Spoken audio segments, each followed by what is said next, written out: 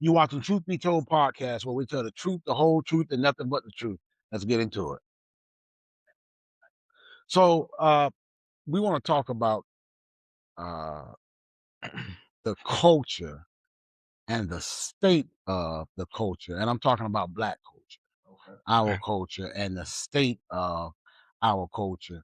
The change from our parents' generation, our grandparents' generation, our parents' generation, our generation, and the current Okay. generation. I don't know what they Okay. are. We were Gen X, right? Yeah, I I think think we're so. X. I'm an 80s baby, so I don't know the letters and all this. Yeah, we grew up in the 80s. Yeah, we Well, grew up in the I'm 80s. 75. Yeah, he's 74. 74. Okay. So we were latchkey kids. Right. Yeah. But let me say this first and foremost. I love our culture. Yes. I love Black Yes. culture. If I died and I could come back Mm-hmm. and the Lord say, Chris, what culture do you want to come back to? Take What me back. ethnicity group you want to be in? I love now don't misunderstand me. I love everybody. I love everything. Thank God for all other cultures and other races and ethnicities. And you ought to love your own culture and nature, ethnicity. But man, it's something about Ain't nothing like it. it's Ain't something nothing about like it. our culture. Nothing It's like it. something about the mindset, the creativity, and the strength of Black people. Yes. Because our culture was birthed out of pain and struggle, Yes. and our culture is only a couple hundred years old. Right. Because when we were brought over here, our identity was stolen, right? Right. We didn't know our God. We didn't know who we were. Right. Our ancestry, we knew nothing. So we came over here without a culture and was given nothing, handed nothing, and formed this beautiful culture that was birthed out of struggle and out of pain and out of Right. tears and out of blood.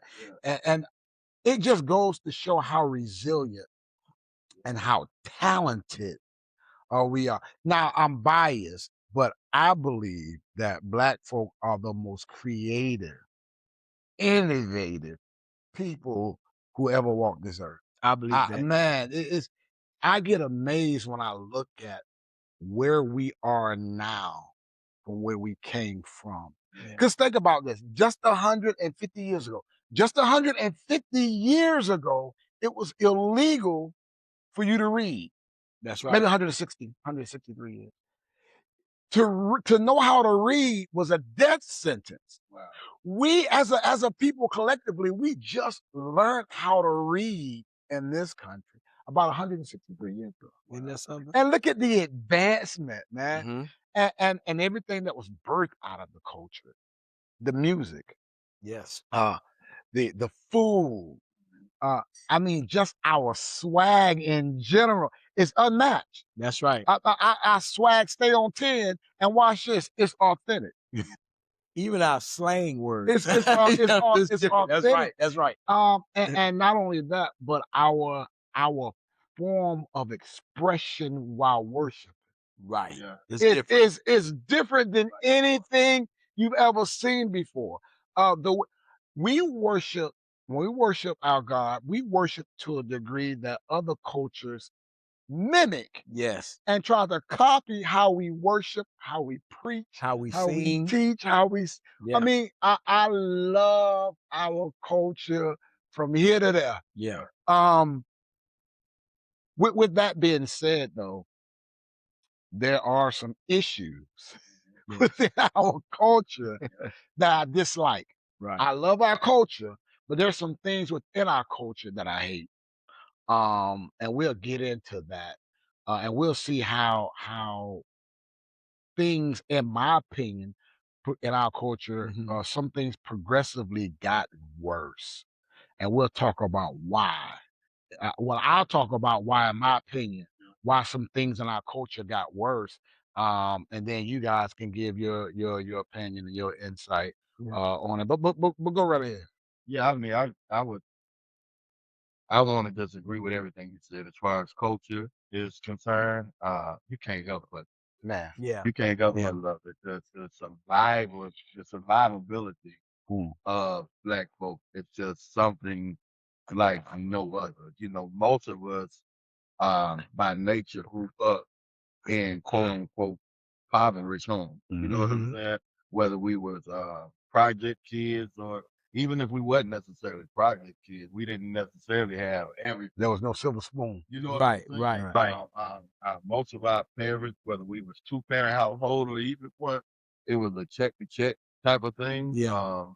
We had to borrow older brothers' shoes or older siblings' shoes and clothes.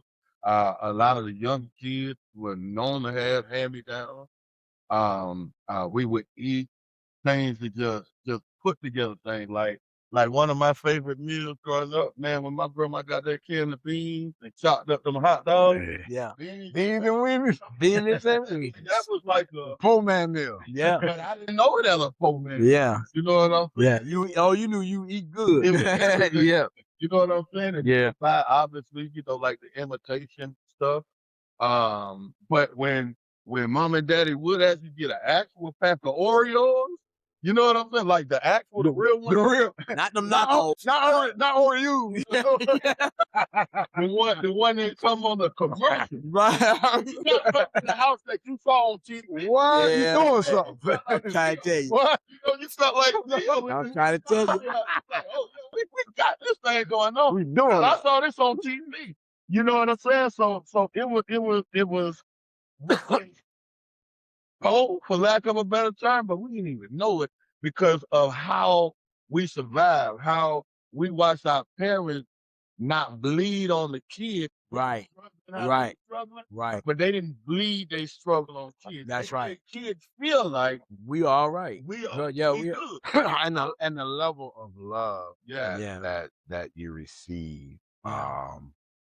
it made you think that everything was okay, Yeah. or everything would be okay. Yeah. That's one thing I love about our culture. Our culture is really accepted. Right. Our culture is really accept. We accept a lot of we bring a lot of folk to the cookout that ought not be there. That's right. That's right. We're just so accepting. What one issue that I do have though is that we will accept other folk to our culture, right, and ingratiate other folks in our culture, love on other folks, but then it's not. Right. It's not. We I- easily let everybody. Right. We easily let everybody in. And I think in our culture too, because of that, is in our culture, there's a level of forgiveness. Which is good. Right. Which in our is culture. good. I heard someone let's say one time that we're too forgiving. Well, I don't think I you don't could think be you need too to. forgiving, Right. but because of and I think this is why we as a people are so blessed that we can, even when we was growing up in our culture, we understood making $1 out of 15 cents. Right. You know what I mean? That became a slogan. And I think because of how we come out the struggle, we are people that don't give up. We're people that I don't care if it's hurdles, mountains, fences, we're gonna get through it. I love that about us. Do you know why I think that when you say some people say we're too forgiving? You know why I think why it's so easy for Black folk to forgive? Because we understand pain. Right. Yeah. We understand Right. hardship. We understand struggle. And Right. and when you really have really gone through struggles, when you've really been hurt, you don't wish that on anybody. That's right. That kind of pain. That's right. And that And kind of that struggle. kind of struggle. Right. Right. That kind of struggle. I agree. And the love for the culture, especially back when we were growing up, it wasn't fabricated. It wasn't made up. Right. It's extremely authentic, Right. genuine to the core, to the point that whoever you brought over, we could bring over Was family. one of the white kids. We could bring over one of the Spanish kids. We could bring over somebody that looked like us. But because they was our friend, mama and them loved them too. Sure did. Cook, whatever. They gonna eat too. That's you know right. what I'm saying? The door was open. And seasoned food. Season. It's whoever you love on by default, they love on. That's right. Right. You know what I'm saying? And it wasn't no you ain't welcome here. Right. You know, even though all of them were going on jobs and being called gal and being called all kind of N words and being called all kind of bad names, the same people that were calling them the name were the same people that they were willing to invite and put a meal right in front of That's them right. without no hostility, without no type of hatred. Just look, man, I know you don't mean me well, but I love you anyway. That's When, right. when you look at the culture from our parents and our grandparents, when you look at how they lived, I want to talk about the change. Mhm. It was an era where there was segregation, right? Yeah. Yeah. And so black people was forced to depend on black people. That's right. You was forced to patronize Mhm. one another's businesses, right? And Yeah. you and their gifts, you paid for their giftings, whether it was their baking or Mhm. clothes making or the Mhm. little corner grocery store.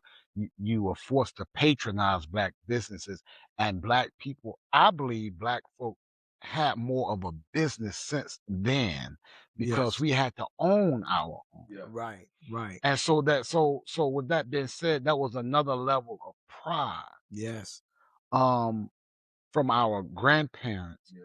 and our parents because segregation forced you To come to together. come That's together, right. right? That's right. So we looked out for one another. There was this level of pride and that we had for ourselves, and that was a level of protecting one another. We protect our neighborhood. You protect the culture. You protect your That's brother. right. That's right.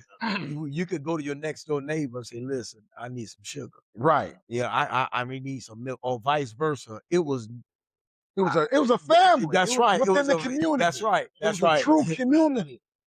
Right. Right. I think now thank God for then this is me. Thank God for segregation. But I think that integration destroyed a lot of that Mhm. because where for a couple of reasons. One, um, in a lot of major cities that are predominantly black cities that were doing well, the government implemented um, rules and regulations. They call it eminent domain, where they took a lot of your land. Right. In North Carolina, in Durham, Hayti heritage, I know in the black community there was thriving. Black hospitals, black cab drivers, black bus Lawyers, lines. dentists. What Dentists. happened was they built Highway 147 right Right in the through it. heart Mhm. of that community, and there was a split. Yeah. So a lot of that was destroyed. And then what happened was when integration came about, now black folk who took pride in their own community wanted to be like other folks and live in their communities. And then you start seeing a lot of talent leave the community, a lot of giftings leave the community because they wanted the chance to Yeah. be around other people. And so you lost a lot of that. Yeah. Fast forward into our generation, um, the culture started to shift, I think, midway through in our generation because remember there was a time in our parents' time and our grandparents' time where church was the center Right. of our culture. Right. Our worship in Christ was the center of our culture. I mean, uh, a lot of us would say that it was because of our faith that got us through Right. slavery, that got us through uh, the black codes, that got us through Jim Crow, that got us through civil rights, right? And then you started to see this shift where uh, when you started commingling with other cultures, you start taking on Yeah. their culture and leaving Losing your parts of identity, your parts of own your culture Yeah. and things that we've seen happen in other cultures, we start to see them happen in our culture. Case in point, you remember growing up, we would watch other kids cuss their parents out. Man. Tell their parents what they would do, what they and we used to sit I there couldn't like, believe Billy "What?" said that. Because you knew that was happening at 900 Brook Street. you couldn't say lie. You couldn't say that. You couldn't say that. That was a tough word. You know, right? Lie? What you mean you said lie? You gonna get slapped down. Third grade. I was living in North Lauderdale, Broward County, Florida. Going to, it was second or third grade, going to Pinewood Elementary School in North Lauderdale. I used to walk home from school. Me and my dad, me and my brother's father, he worked at Joe Roddy Stadium, Donovan Stadium. That's what it was called, Joe Roddy at the time. And it was a little young white kid I used to walk home with. Me and him were in the same class. And one day, he lived in this neighborhood community called the Hamptons in Broward County down there. And he invited me up one day. He had a Nintendo. He had, we had it. I don't even think we had an Atari. ColecoVision. ColecoVision. But you remember that? Boy, you going back to the 80s then, boy. He had a Nintendo. And he invited me up to play something. And, you know, off rip, I'm like, look, Pop's expecting me to get home a certain time. I give you about 5 minutes. Pop. Anyway, we get up, and he had a stepmom there. I'll never forget it. It was like, you only see stuff like this on TV. Right. She just, you know, passionately asked him, "Do you want a sandwich?" I wish I could remember his name, Joshua. To say, "You want me to make you a sandwich?" No, can't you see I got a blinking friend? Leave me alone. Oh my goodness. And I'm like, I'm in my wide open. You about to back up. You thinking, because you know in your house. I'm like, is this serious? No, seriously. Now, what just happened? So he see me looking in amazement, and he say, "Oh, no, she's nobody. I can talk to her any kind of way. Watch this." And he goes further to call her out her name and everything. Wow. And I remember, now mind you, I'm a young kid. I'm second or third grade, one of them. Wow. But I remember walking home. We had wisdom already. Right. We were young because that was a point of reference. You already knew. I remember walking home and making a wise decision in my own head. I said, "Boy, you better not ever pick your mouth up." Man. So it was amazing to see that yeah. You know, because it wasn't happening. No. We couldn't even, if adults was in a room, you had to leave that room. That's right. They didn't even have to tell you to leave the room. You knew. You do it. Grown folks are talking. It was a sign of disrespect. It was a sign of disrespect. When you walked in the room, you spoke. That's right. Now you see, I mean, this was our culture, right? Right. And other cultures maybe. I don't know a whole lot about a lot of other folk culture. Right. But when you walked in the room, you spoke to everyone. Mm-hmm. Oh, you're here, boy. You huh? Yeah. It was a sign of disrespect.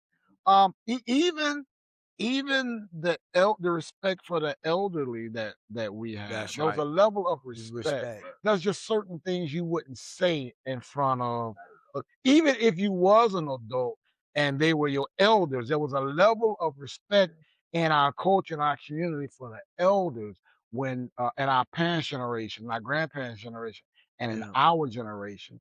And then you see this drop off.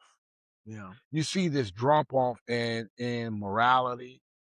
You see this drop off in the level of respect for one another. Yeah. And I believe it's part to do with integration, because you got influence by outside things that you wouldn't used to seeing. You're right. Now, there was a lot of great things coming from integration. Thank God for integration. It should have always been. But you're saying how the culture the culture, so to speak, invaded, so to speak, with other things that we know growing up you couldn't get away with. Even with going to the grocery store. In our culture, don't ask for nothing. Thank you. Don't touch nothing. Don't, because you ain't getting nothing. That's right. And in our culture, one look. See, that was even in church, in our culture, if you back there playing, one look. You didn't have to say, they didn't have to go back there, not just the look. Because there was a level of respect. That's right. And when we were growing up, we would be in the store messing around, me and Chris playing tag or whatever. And my dad would just say, "At ease, son." We knew what that meant. Get right. Because if you don't get right, line up, I'm gonna get you right. Right down between the pickle and mayonnaise. And don't care who looking. That's right. That was that level, and you knew it. I think also partly what happened was with the level of morality, because Christ was such a centerpiece of our culture. I think that when we stopped worshiping, when we got to the point, I don't need church anymore. Yes. I don't need to worship like that anymore. We got so educated now that I don't need Christ. There was no that Jesus who was this fella. You start to see we kind of fall off morally. We used to have there was a stronger moral code in our culture that is loose now. I think partly it had to do with integration because you got integrated with other cultures that allowed things to happen that we wouldn't allow to happen. And then there was this fall off from our worshiping that we stopped worshiping. Remember, because you had to go to church. Yeah. You was at church. Even if mama them didn't go to church, they sent you. Right? That's right. So part of our culture was worshiping. I remember on Sundays in our house, Andre Crouch was being played. Yeah. Surely You know, Reverend James Moore Yeah. was being played. It was that it was the centerpiece of the family. For a lot of Black families. Yeah. And part of that was getting dressed, putting on your Sunday's best, because you had to, that was so much pride in your culture that you couldn't go outside looking raggedy. Right. You know what I mean? You didn't see, when we were growing up, you didn't even see girls in the mall with bonnets and all this stuff. No, that was a pride in how you look. And I think what had happened there too is each generation didn't really transfer the foundation in the home. And the reason I say that is when we start saying you don't have to go to church and this Christ thing, because Christ now is not really promoted like that in the home, there's a crack in the foundation. So now I don't need to go to church. Worship is not that important. When we were growing up, we played church in the home. We had church in the home. And I would be playing the drums, and my grandma would be clapping, tambourine, and Chris was the preacher. And we would have church in the home. But now this new generation, like you said, I think, because each generation, if you notice, after our generation, that another generation came. It looked like it got weaker and weaker because now you got the generation. The parents are saying you don't need to go to church. Well, see, we had a big mama. We called our big mama was Nanny. Right. We called her Nanny, right? And we was having church in the house as kids because Big Mama was promoting it. So you had that foundation. You saw them praying. Right. So you prayed. you heard them praying, walking the floor praying. You was taught how to pray. Right. And I think that when we fell off from that, I think we lost some of our morals, because a lot of things that we do, that we have more love for each other. Yes. Soul brother, Yeah. It was a Soul brother. Yeah. my brother. I don't know you, but you me, That's and I'm right. you. And it wasn't so quick to nigga. I pull this thing out on you. Yeah. Yeah. There was a level of pride and Right. respect we Right. had Right. for one another, and it seems like it's gotten worse, even in our music. My Yeah. perspective is different than you all. So you all, that's how you all grew up. Right. Church was found Foundational. right there. You all had, like you said, y'all was having church. Not even on Sunday, just on the regular, Wednesday morning, maybe. This is what was going. My environment was completely different. In my household, neither my mother or my father were active in church. But this, I'm saying this to show how, as a culture, how solid in Christ we were. Right. Because we didn't even go to church like that. I don't remember even walking inside of a church until I was maybe 14 years old. And this was without my mom or my dad. Yeah. Right. Yeah. But growing up, still walking the streets with the friends. And let me go back real quick. I don't remember nobody ever coming to the house to minister. I don't remember us ever praying. We ain't never prayed. We ain't never did none of that. But I still had enough common sense to know God is who we serve as a culture. Right. You Right. see what I'm saying? Right. As a culture. Because walking the street with friends, away from the parents, you know how we talk. We cussing up a song. Yeah. Every other word coming out of was a cuss word, right? But when we walk by a church, That's right. it was enough reverence. Now, mind you, I didn't go to church. There wasn't no praying. Respect. There wasn't no acting church. There wasn't no none of that. But the church, building of church was a symbolic of right. There was a reverence there. And it was still a reverence. Yeah. For somebody who never even been in anything like that because it was in the culture. I had no sense to say, oh no, I can't cuss if we walking by a church. Or you'll hear one of the friends say, hey, no, hey, watch what you say if we walking by a church. Right. Watch this. It went so deep that when we hanging out on Sundays and we in the streets or we in the field playing football or we at the court playing 21. Yeah. We 21. Man, but you took it there. We can't cuss on Sundays. Wow. We ain't cuss on Sunday because Sundays was the day we knew was the Lord day. Well, y'all was better than me. I cussed on Sunday, Monday, Tuesday, Sunday morning, right after I left church. all that. we even would drive by, and if you had some loud music, you turned it down. Right. And that culturally, we to a certain sense, we respected God. Yeah. To a certain and I think because of that we have more respect for one another and Right. more respect for life. Right. And see, that's the point I was That's trying right. to make. Once that respect, because once you no longer respect God or the house of God who are or you? the man or woman of God, who would you respect? Right. And so we start to see this lack of respect for one another, and I think it was a shift in the culture, and it reflected in the music.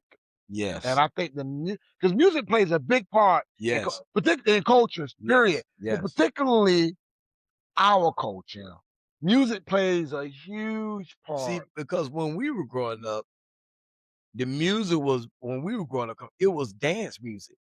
Yeah. Break dancing, and when you did get in the fight, you did it through break dancing.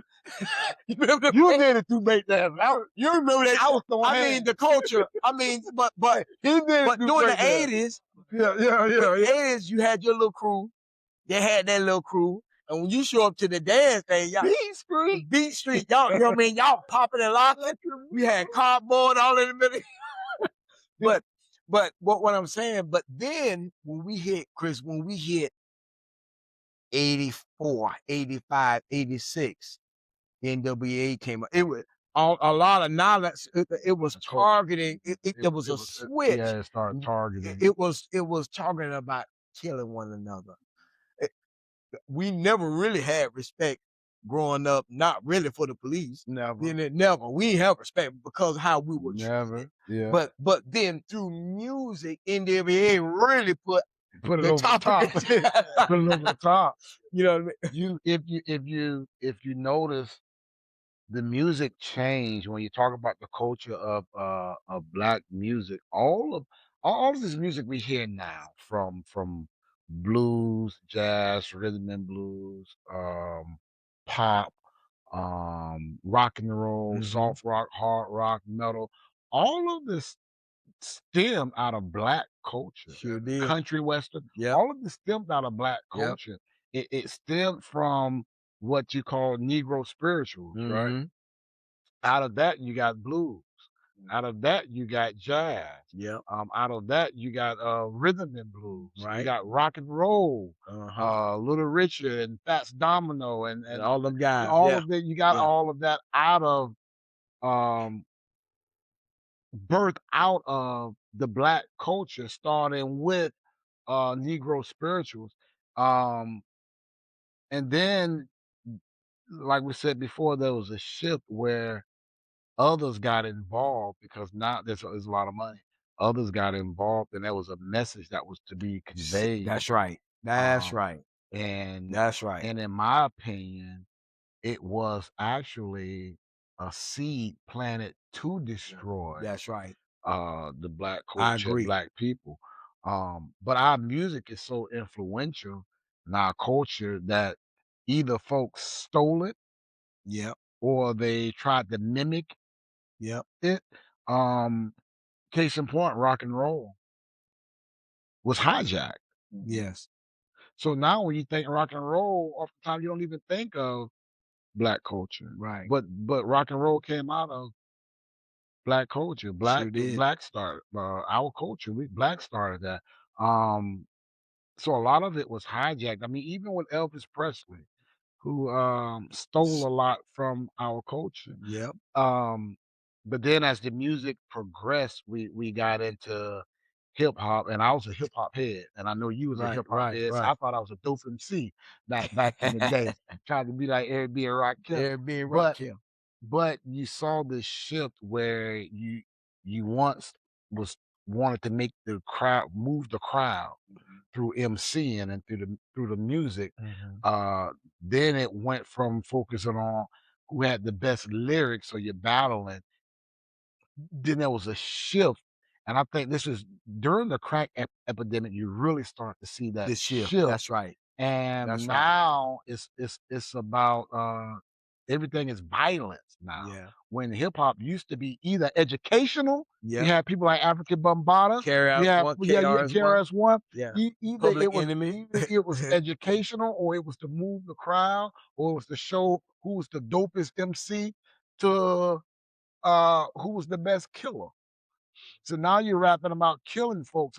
So we And the ones you shifted the killed. culture. And the ones you These killed. young people, they rap about the ones who, I mean, and then you look at any other, I'm sure how the enemy has really infiltrated. You look at any other culture, all right, the other cultures. I believe there's more killing even in the rap culture because of the messaging. You know what I mean? I look at, you don't see a lot of that, even though it came out, but most of the country, you don't see them shooting up each other houses and all that stuff. I'm just showing you the shift of it. There was a seed planted. You're right, to destroy. So these young people now is just different. It is so different, where a lot of even in the rap music, I mean, they did some cussing up, but not like it is now.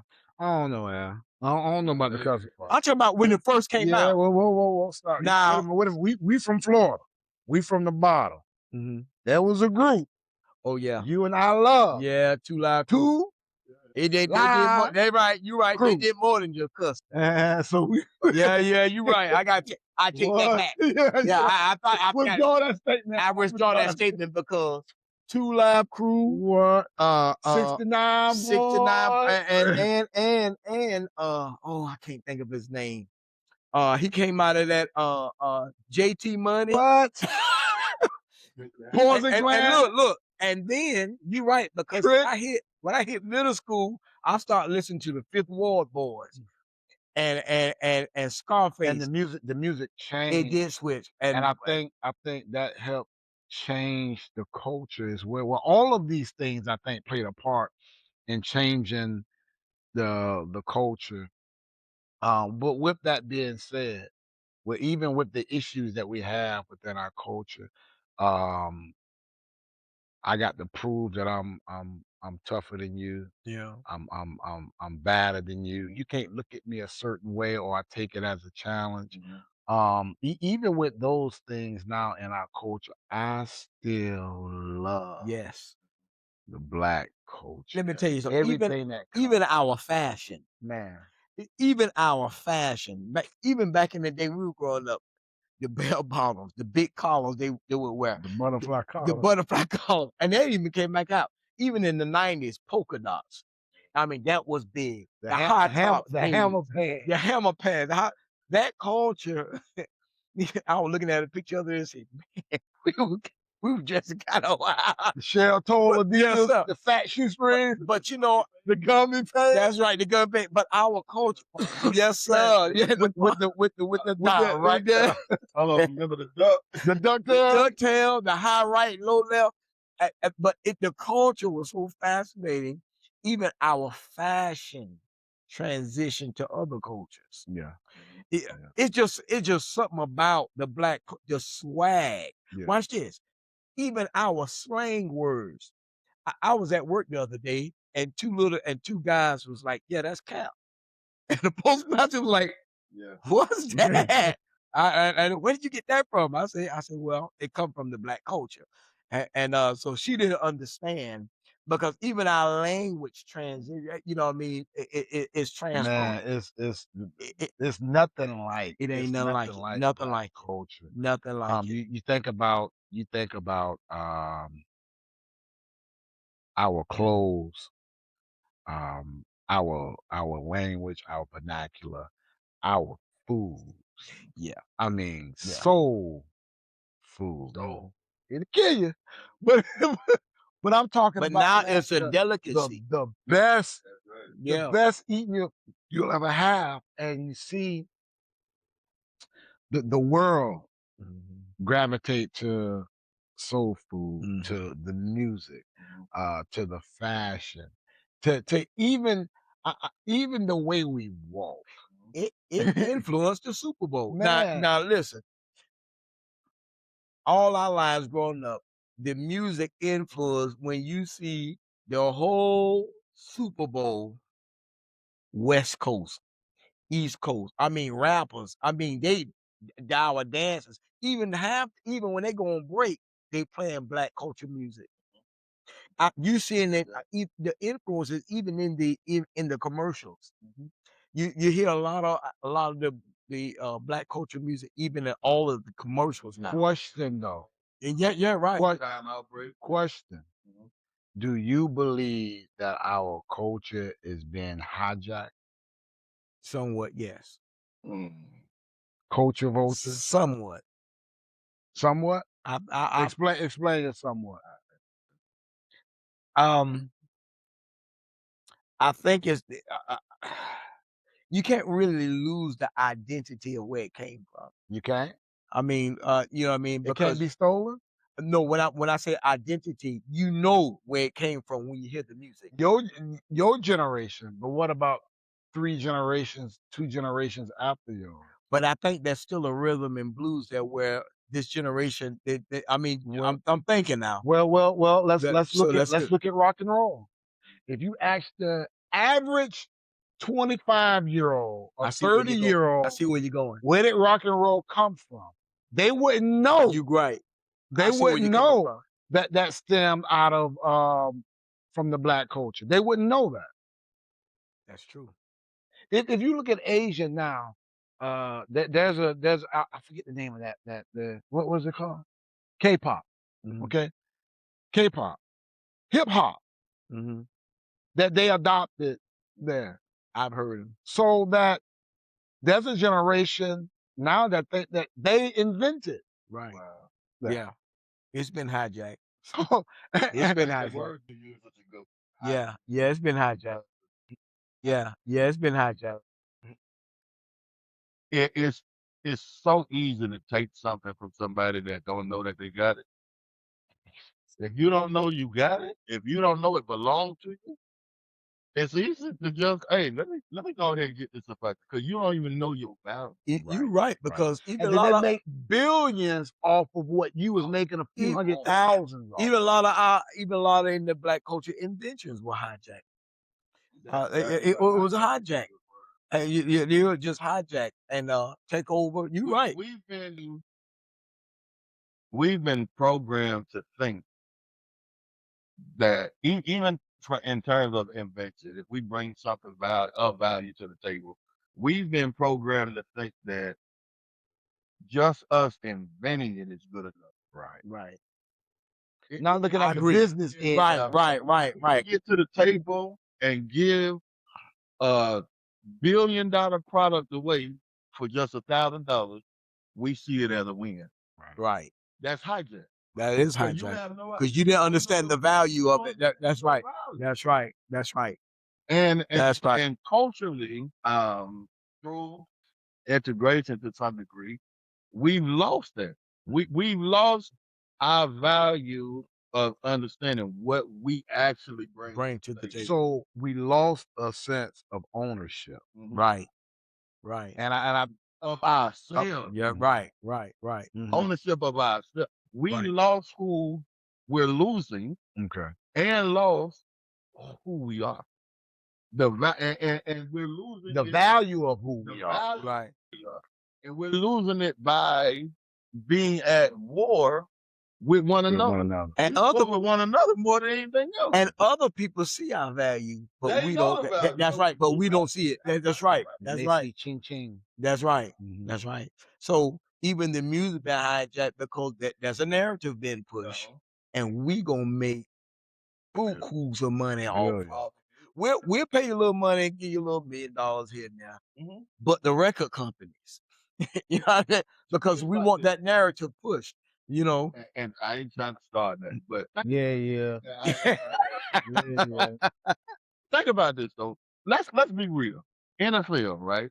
And we love it. Lord knows we love us some football. Yeah. You don't think they have paid enough of us to be able to come together to start our own league, where we are the more predominantly owned franchises, where we have owners that are of our we can't start our own NBA.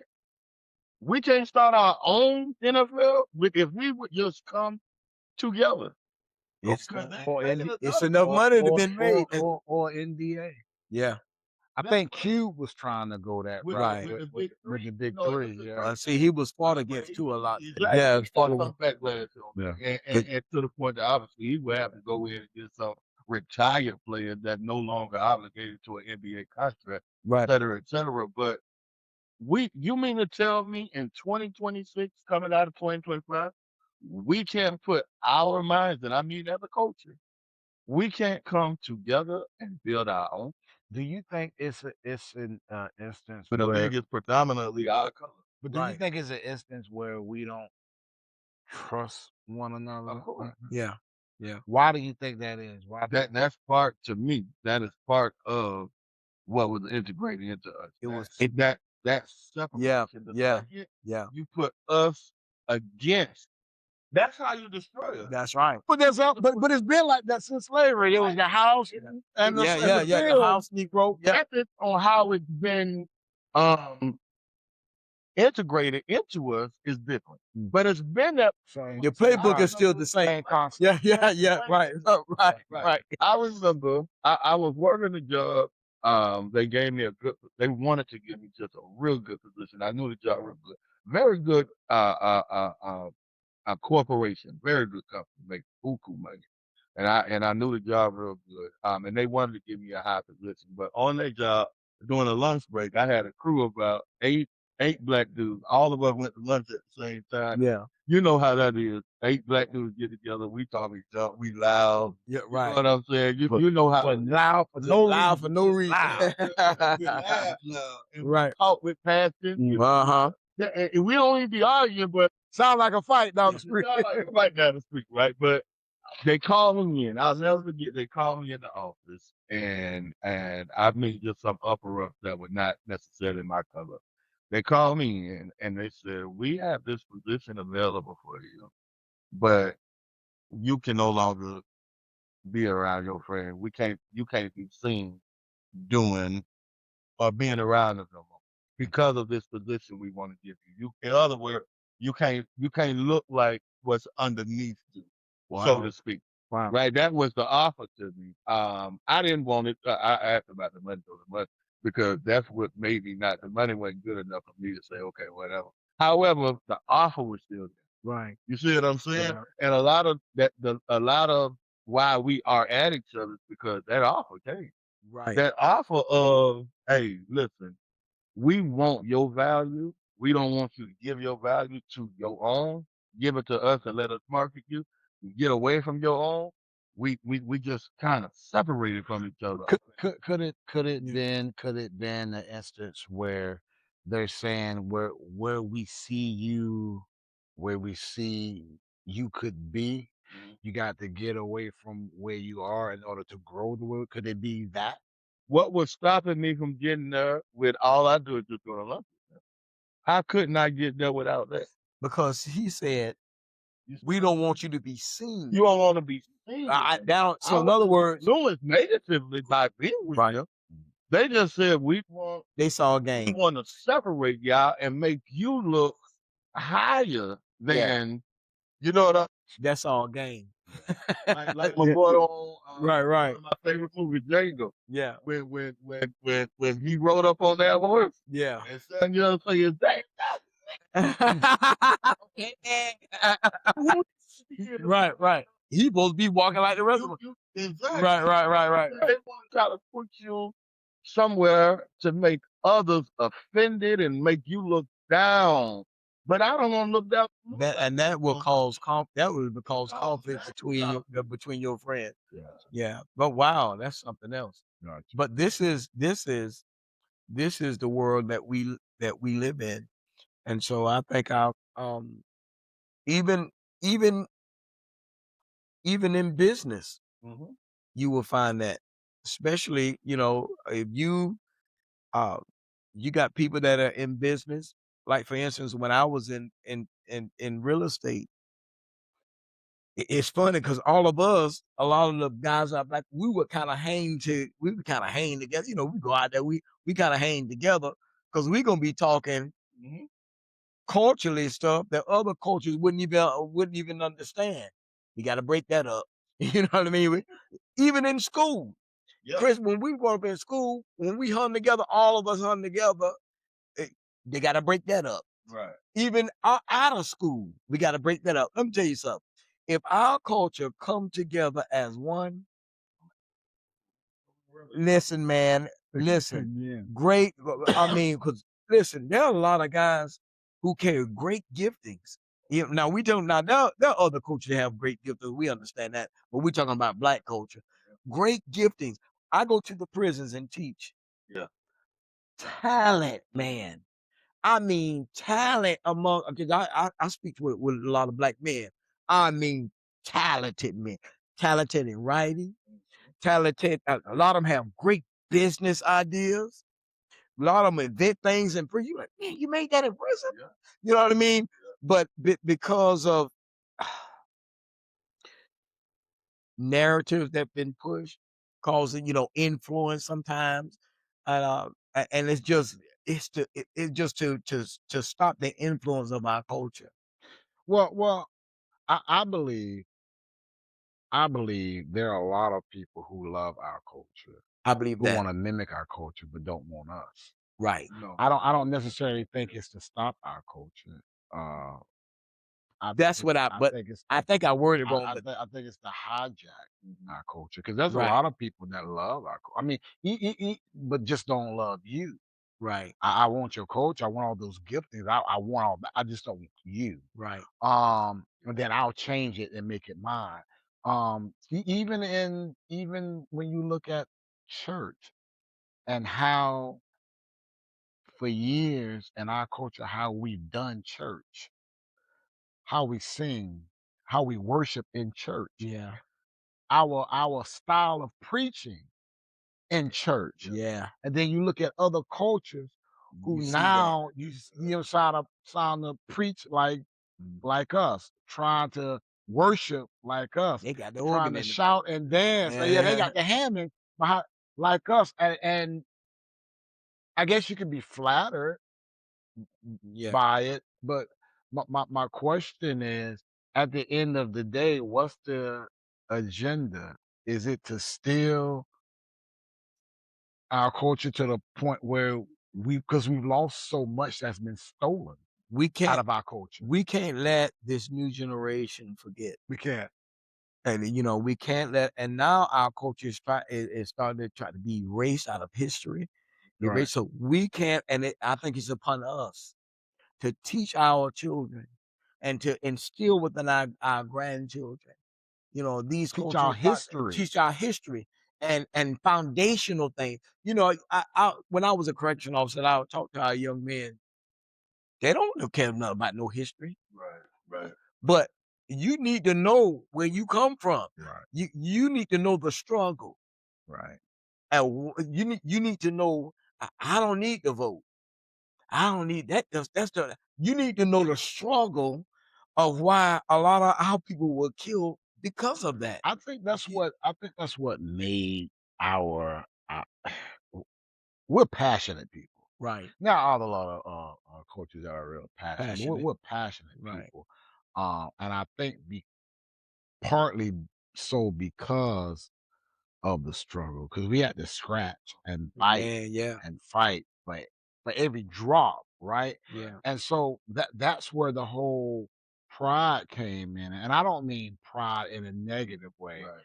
But that's where the whole thing of self pride and pride for your culture and for where you come from, and honoring those ancestors that died, so that you can be where you're standing upon the shoulders of these great men and women. And so I think it has to be taught. You need to know where you come from and how we got here. The struggle, you can't forget the struggle. And I hear a lot of people say you're always bringing up the past. You're always bringing up slavery. You're always bringing up what happened in Jim Crow or in the 60s. Well, we have to, because you can't forget the struggle. Why do You better remember the struggle. At least you go back. That's why we have museums. That's History why books. and history to show. That's why even the Holocaust, they have a Holocaust. Least we forget. Yeah. You know what I mean? Least we forget. But there's a sense of Right. pride. Now it's not being upset with anyone else. Right. It's a sense of pride of look at So where you'll know we our can't. ancestors came from. That's right. Look at the struggle. That's right. Look at how they overcame. But the residue of it is still vibrant. Right. Right. The residue of it is still alive right now. Right. Yeah. We're still affected. Even in legislation, Right. haven't you? Exactly. It's Yeah. definitely in legislation. Yeah. We're still affected You affect. by what happened. Yeah. We might have been free from it for however many years it's been now, but we're still experiencing the residue of it some generations later. The last bill that was passed was the Fair Housing Act. Get this, the Fair Housing Act. This is 1968. Come on. This isn't in 1925. This isn't in 1862. This is in 1968. 7 years before I was born. Right. You understand? The red line. With bank. All of this is real. You remember when the old boy told him his age? Man. Millions didn't make it, but I was one of the ones who did. You're right. A lot of laws, because I think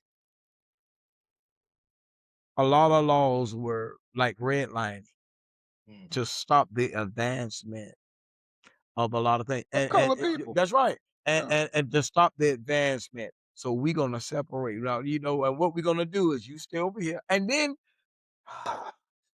we're such an overcoming people, even when drugs was pumped in our community by the government. Yeah. We still, even when they made laws where in order for you to get welfare, the husband couldn't be in the house. Right. We still thrive.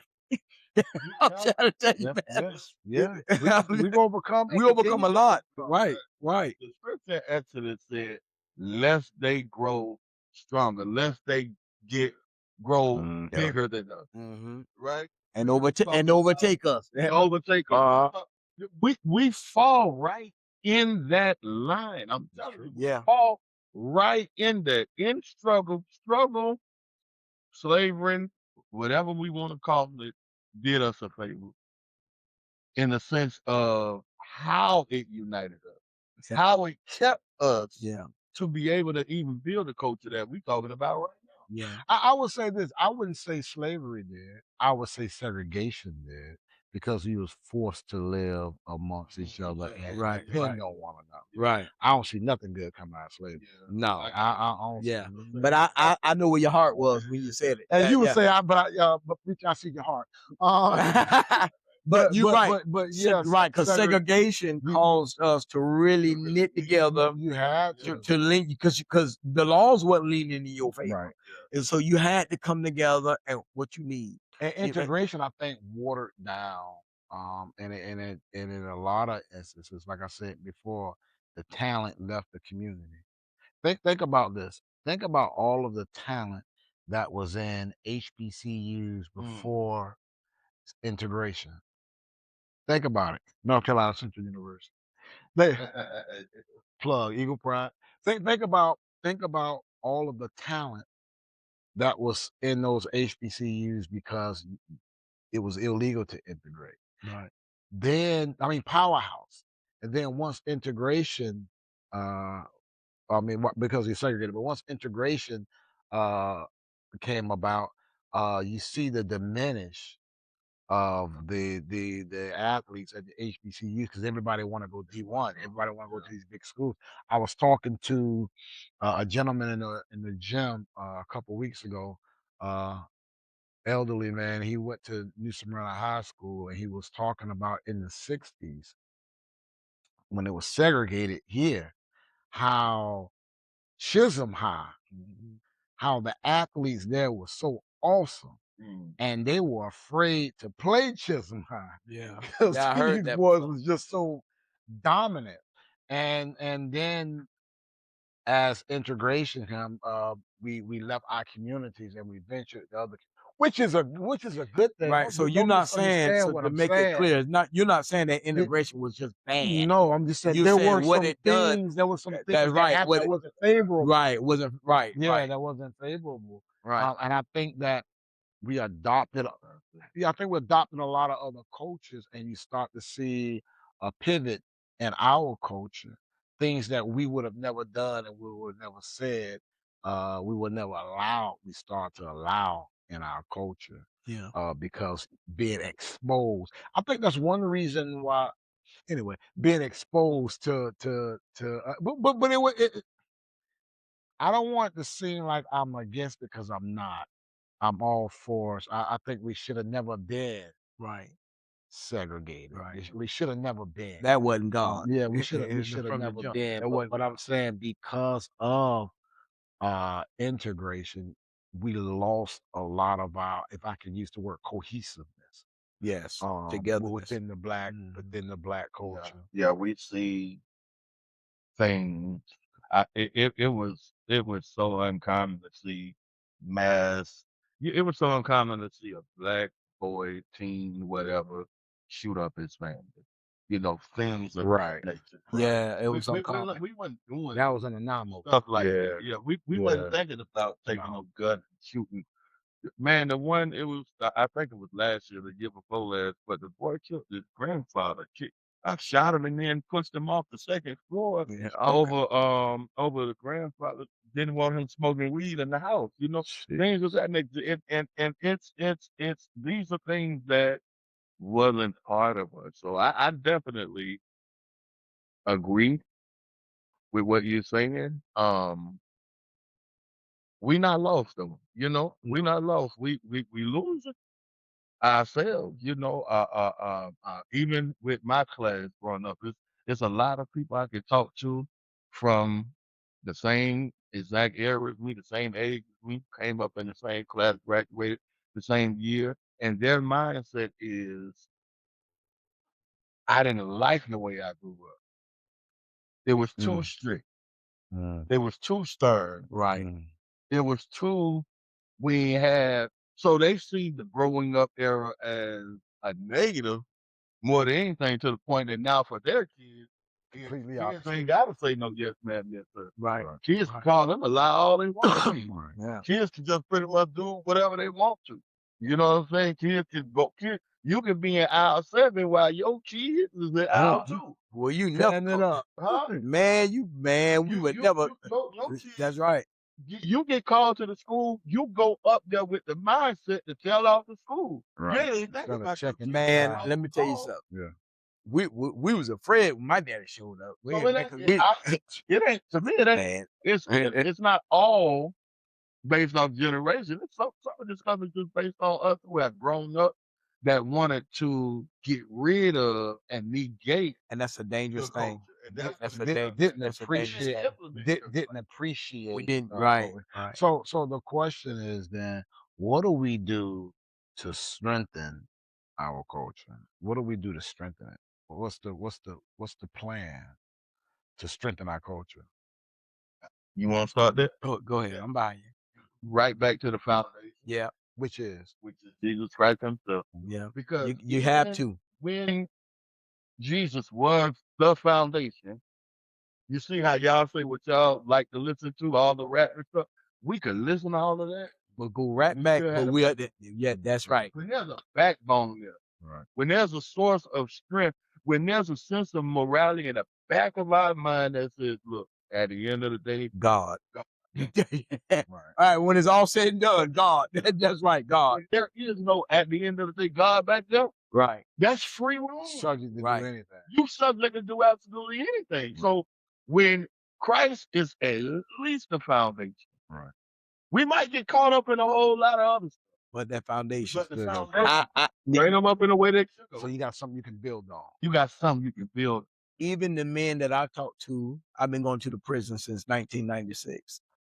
Even the men that I sent out with 101, a lot of them, even though they didn't grow up in church or stuff like that, they remember God. You know, I say, hey man, if I would have just, I didn't grow up in church, but I heard my friends, their mom that went to church. Or you I had a even saw grandma. how they live. But I saw how they live. My house was wide open, dope and all this, but I saw something solid in that family. And a lot of them guys say, man, God, they come back, they come back to God as number one. We got to get back to foundation. Because it will only allow you to go so far before you say, wait a minute. Yeah, I got to reel myself back in. Yeah. And I think, and then in the homes, it has to start with the parents. Yeah. We have to really instill God in our children. You know what I mean? And the fear of God. These kids don't know reverence. We're in the generation, not just only in the black culture, but we're in the generation where in the world period. the world period, the fear, there's no level of fear of God anymore. You know what partly I think that is though, and this is going a little Right. but I partly I think it's because of the way people are preaching now. There used to be a time where preachers preached the fear of God. Right. Hell, fire and brimstone real. was preached. Now you got this kind of cupcake. Yeah. You kind of It's got watered this cupcake. down. Oh, he just loves it. He's accepting to everyone. He's an all-inclusive God. Yeah. Well, God is not inclusive. Right. God is exclusive. Right. Huh? He that That's right. will come. Let him come. So, That's right. That's right. So That's what, right. which means we preaching, but Yeah. that, That's you the actually, that's the you life actually have to line. You actually have to line up. to his standard. Yeah, God Well. doesn't come down. Now He meets you where you are. He meets you where you. His standard doesn't meet you where you are. That's right. You got to rise up to His standard. So, and in order to do that, there is a surrendering. Yeah. And it's not a surrendering of part of you; it's a surrender of all of you. And that fear is I respect them.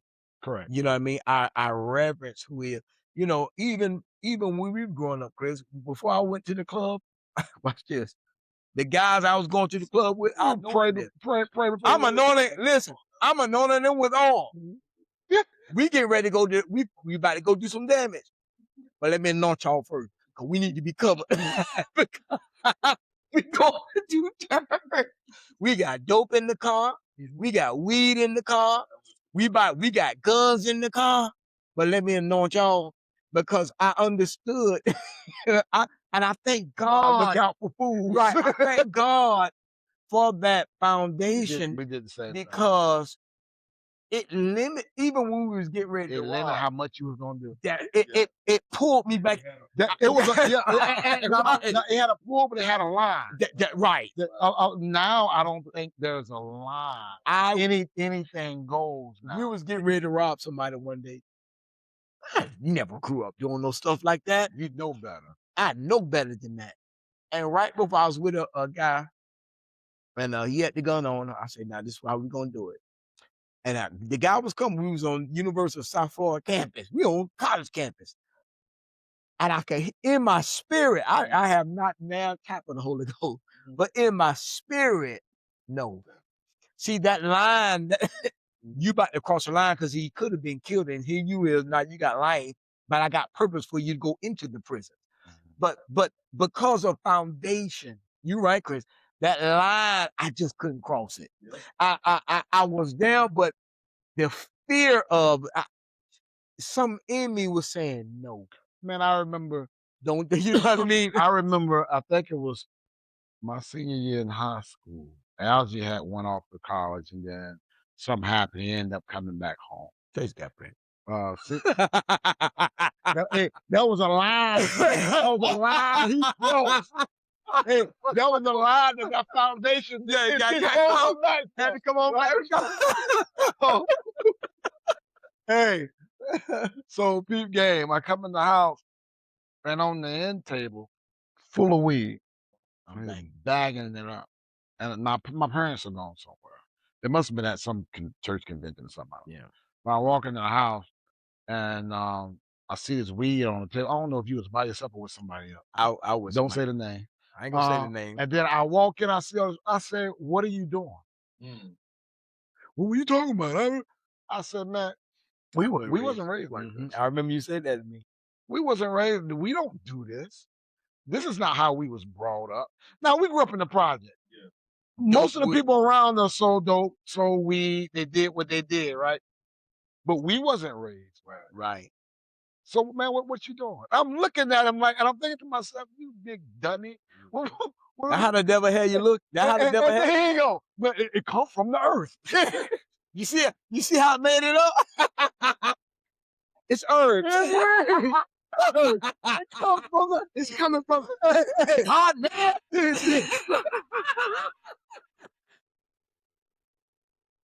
I remember saying that. Ain't nobody had it automatically grew. It heard. If God want us to have it. I'm sounding like Smokey. God made this for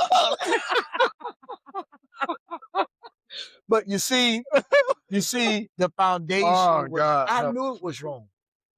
I knew it was wrong. But there was a certain line when I see my other friends, because of the foundation, they was going all out. But there was a certain line I said, I can't cross that line. Another thing too, though, man, a lot of our guys that we ran with, a lot of our friends didn't have a father in the home. Right. Some did, but a lot didn't. And we did. And not only did we have a father, we had an active father. We had a strong father. Yeah. That demonstrated what a husband looked like. Right. What a lover of his children, his family looked like. What a caregiver looked like. What a worshiper looked like. Even with all the faults that he had, he modeled that. Right. So when I saw that, I'm looking at Al like, you didn't see this. You know what I mean? We saw it around our friends. You know, we're at their house and they bagging up the snow. We see that, but we didn't experience this in our house. What are you doing? And not only was there a foundation of God, though, but there was a fear of me. I got to deal with my daddy. Right. Yeah. This is the importance of having a father in the home. Yeah. I got to deal with my daddy. I remember me and a friend of mine found a bag of crack. Right. on the side of the apartment. And I had an idea of who it belonged to because of who stayed Right. in the area, right? Yeah. So we find this bag of crack, and I'm like, yo, this is a bag of rocks, right? So I'm like, oh, this must be so and so because they was parked on the side over here last That's where night. they right, So right. so they dropped it. Me, I'm gonna give it to him and say, hey man, I'm in 6th grade. Hey, so and so, man, you dropped. I know it's yours. You dropped the bag, and I'm gonna give it back to him. Drugs are so common and you know this in the community that it was, oh my God, it was drugs. It was the everyday thing. I ain't doing it, but I know it's yours. Get your hustle on, you drop the crack, right? He said, nah. I tell you what we can. Now I got a father. He don't.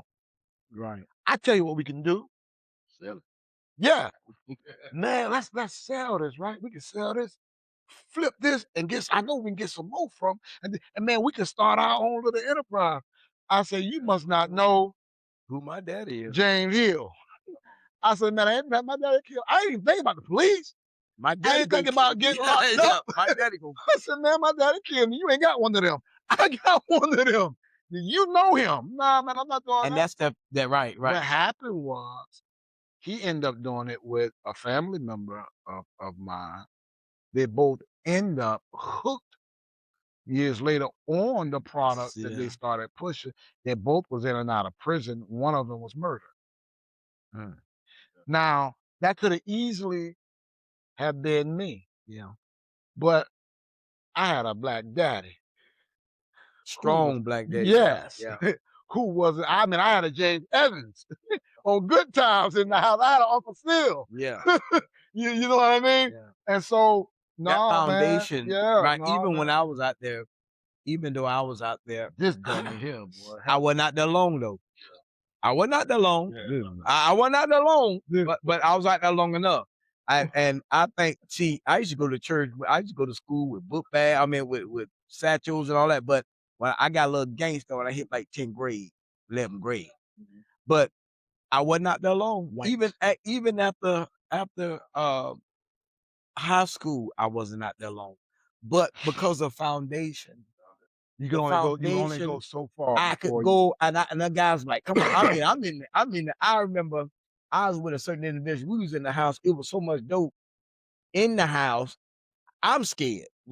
I ain't never seen that much dope in the. I'm like, oh Lord, they gonna run up in here. My daddy gonna kill me. You know what I mean? But the Lord, because of the foundation was in me, I knew, number one, I knew better. But God only allowed me, I believe, because of them guys won't think about no God. Right. You know what I mean? But I only could go so far because when me and Chris was young, my grandmother would tell us, say, you know what, y'all get on the altar and call Jesus. Yeah.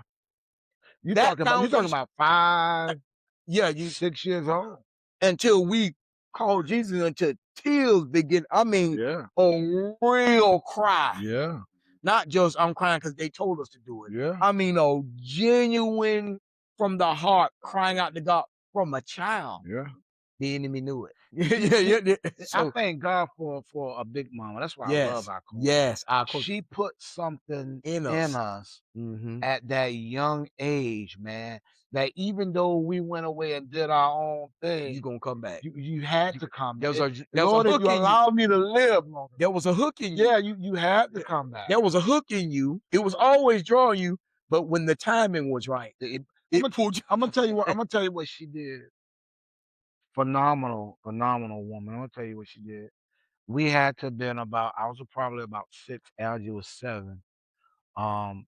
She came to us, she said, I need to talk to y'all. Yes. Serious. She had this serious look on her face. Thank God for Big Mama. Yeah. She had a serious look on her face. She said, y'all young fella, y'all little fellas, sit down. I gotta talk to y'all. We sat down. Hey, Nanny, what's wrong? I'm about 6, about 7. Yeah. She Yeah. said, you all are born men. You know what that means? Work. No, she said, you're born a man. That means work. Right. That's what I said. This is Work. what a man does. She said, you see how your father take care of your mother? Yeah. That's how a man take care of his wife. Sure did. You see how your father take care of y'all? That's how a man take care of She his sure family, did. his children. You were born men. Say work. Men work. and men take care of their family. Sure did. She said the way you see your daddy taking care of your mama and you all is how you all take care of your She family. sure did. Now, 6 years old, I never forgot that. Yep. I never forgot that. So there was always a level of pride in me to take care of my wife. There was Family always was a in you. level of pride in me to Right. take care of my Right. children Right. because I had a big mama. So even though I had a father that modeled it, my dad never really sat me down and said, listen, son, you take. Now, we had father-son talks, but at 6 years old, for her to sit us down, it's on her heart to tell us, That's right. this is what a man does. And then on top of that, you have a model. Look at your daddy. Right. That's she a could man. point to. She could point to the evidence. That's Yeah, a man. The interesting part was In the projects. Right. you all's father was a man of God, Mm-hmm. right? He was a man of God, which made it even better. It My did. father, Because we never heard our father cuss, right, fussing at our mother, Never. calling her name, None of that. putting his hands on the standard of men at a time in general, Right. whether they were men of God or not. Right. My father was that same way. I took never care of. my father do nothing to her, my mama. Right. Granted, it was a separation up in there when I was maybe 6 or 7, somewhere up in there when my mom and daddy separated. Still, by the time I was 6 or 7, my father had already raised me and my brother. Well, We were already you already put it in that's you. how much a stand-up disciplinarian he was. And when I say disciplinarian, I don't mean Right. he just made He put sure structure in you. there was structure. Yeah, he put structure in you. So he wasn't even no man of God. I told you I didn't go to church with my father, but the standard of how a man was. Men were men. Right. Right. And that alone set the foundation. Yeah. Right. Because it gave you an example of, because when you finally do meet Christ in your older age, you got to understand what it is to have some sense of discipline. Yeah. I believe this. You know what happened was you all saw a man. Mhm. And I believe to be a man, to be a strong man, you got to see one. Yeah. And he instilled it so amazingly in us that it's like over in, I think it's Ecclesiastes. Let's say children obey their parents. Right. Yeah. It say that, right? Yeah. In the Lord. That's right. That's what it says. It's a scripture for kids, but it ain't talking to kids. It's really talking to parents. And they let them know it'll save your life. That's right. Children obey their parents. That's Well, right. This is right. Parents don't give children something to obey in the Lord. Yeah. What can they obey? And we came up in a time where there was nothing to obey. Remember, I said most of the people I could talk to from my generation felt growing up was too stern, too strict. And they found God, and it's a two-part of this. A lot of people found God to be inconvenient. Right.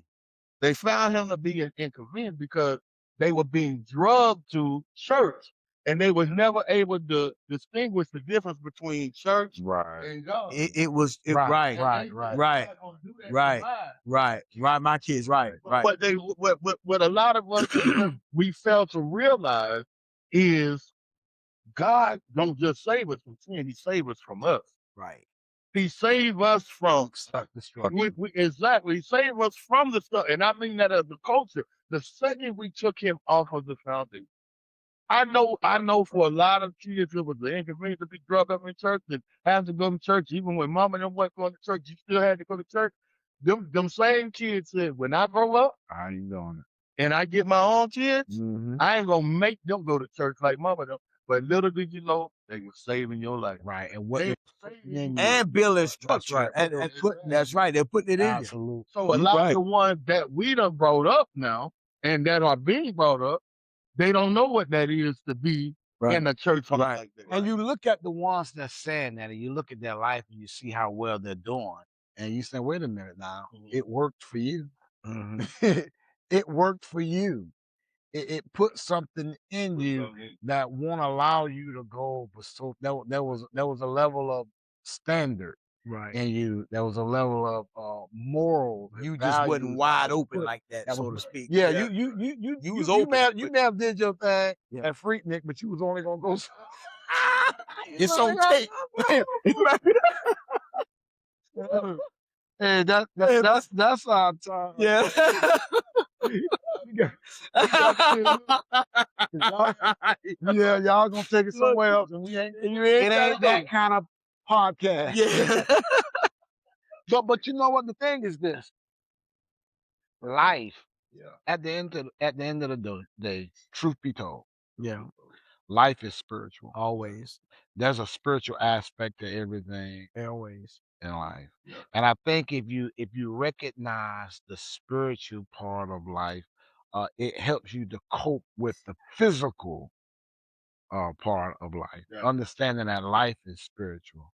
Uh, your God is spiritual. He's a spirit. Yeah. You Spirit. are a spirit. Yeah. And what happens in the natural first happened In the in supernatural. the realm of the That's right. spirit. So life is spiritual, and we have to look at it that way. And I think it helps us better to deal with the physical part of life if we can understand the spiritual part of life.